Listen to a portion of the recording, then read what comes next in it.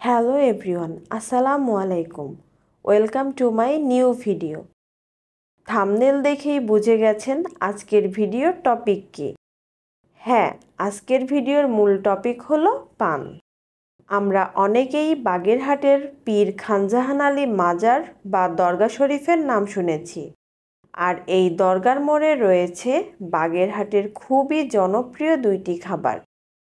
আর তা হলো গরুর দুধের স্পেশাল মালাই চা আর দরগার স্পেশাল মিষ্টি পান। আমি যখনই আমার হোম ডিস্ট্রিক্ট বাগেরহাটে আসি কখনোই এই দুইটি জিনিস একদমই মিস করি না। একবার হলেও আমি দরগার মোড়ে এসে গরুর দুধের স্পেশাল মালাই চা এবং মিষ্টি পান ট্রাই করবই করব। এই যে দেখতে পাচ্ছেন, দোকানদার আমাদের মিষ্টি পান রেডি করতেছে।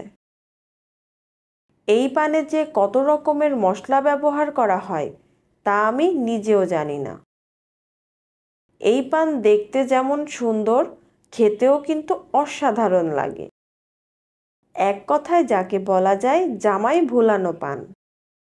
আসলে পান খাইয়ে জামাইকে কতটুকু ভোলানো যায় তা আমার জানা নেই, তবে আপনাদের যদি জানা থাকে অবশ্যই কমেন্ট সেকশনে জানাতে ভুলবেন না।